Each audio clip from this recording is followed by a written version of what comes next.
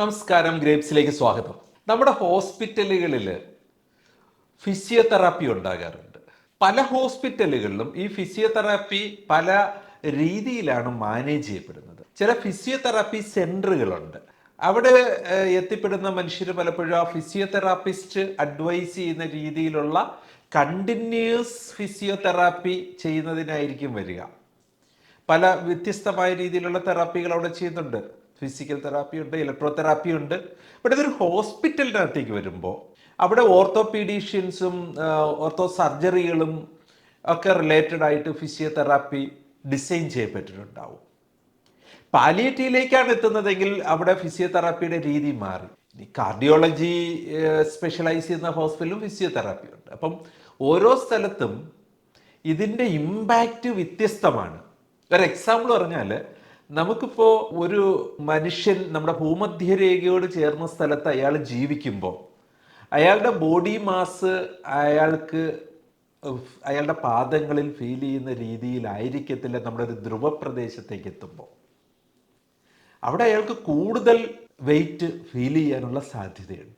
കാരണം നമുക്കറിയാവുന്ന സിമ്പിളായിട്ടുള്ള ഒരു കാര്യമാണ്, നമ്മൾ ഭൂമധ്യരേഖയോട് അടുക്കും തോറും നമ്മളുടെ റൊട്ടേറ്റിംഗ് സ്പീഡ് വളരെ കൂടുതലാണ്. 1670 കിലോമീറ്റർ സ്പീഡിലൊക്കെയാണ് നമ്മൾ റൊട്ടേറ്റ് ചെയ്തുകൊണ്ടിരിക്കുന്നത്.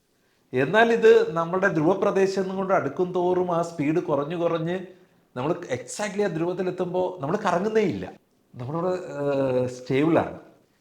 കാരണം ഈ ഭൂമിയുടെ ഏറ്റവും വലിപ്പം കൂടിയ സെൻട്രൽ പോയിന്റിൽ എത്തുമ്പോഴാണ് നമുക്ക് അത്രയും വലിയ കറക്കം ഫീൽ ചെയ്യുക. നമുക്കത് മനസ്സിലാകാനൊരു എളുപ്പമാർഗം എന്ന് പറഞ്ഞു കഴിഞ്ഞാൽ, നമ്മളൊരു ബോളോ മറ്റോ ഒരു ആക്സിലിൽ കയറ്റി നിർത്തിയിട്ട് കറക്കി വിട്ടാൽ അതിൻ്റെ ഏറ്റവും ടോപ്പിൽ പിടിപ്പിച്ചിരിക്കുന്ന ഒരു പിന്ന് മൂവ് ചെയ്യുന്ന സ്പീഡ് ഒരിക്കലും ആ എഡ്ജിൽ വെച്ചിരിക്കുന്ന ഒരു പിന്നിനുണ്ടാവില്ല. അത് വളരെ പതുക്കെ ആയിരിക്കും മൂവ് ചെയ്യുക. ഇത് വളരെ സ്പീഡ് മൂവ് ചെയ്യുന്നുണ്ടാവും. അപ്പോൾ ഇത്തരത്തിൽ മൂവ് ചെയ്തുകൊണ്ടിരിക്കുന്ന നമുക്ക് അല്പം വെയിറ്റ് ലോസ് ഫീൽ ചെയ്യുന്നുണ്ട്. ആ വെയിറ്റ് ലോസ് കുറച്ച് മാത്രം അനുഭവപ്പെട്ട നമ്മളൊരു ധ്രുവപ്രദേശത്തേക്ക് ജീവിക്കാൻ ചെല്ലുമ്പോൾ നമുക്ക് ആദ്യം അത് പൊരുത്തപ്പെടാൻ അല്പം പ്രയാസം വരും. നമുക്ക് എക്സ്ട്രാ ഒരു വെയിറ്റ് അവിടെ ഫീൽ ചെയ്യും. ഇതുപോലെയാണ് ഒരു ഹോസ്പിറ്റലിൽ ഫിസിയോതെറാപ്പി വെറും ഫിസിയോതെറാപ്പിക്ക് വേണ്ടി ഒരു സ്ഥലത്ത് ഒരു ക്ലിനിക്കിൽ നടത്തുന്നത് പോലെ അല്ല. ഹോസ്പിറ്റലിലേക്ക് എത്തുമ്പോൾ സർജറി കഴിഞ്ഞ പേഷ്യൻ്റ് ഉണ്ടാവാം, മറ്റു പല രീതിയിൽ പാലിയേറ്റീവ് പേഷ്യൻ്റ് ഉണ്ടാവാം.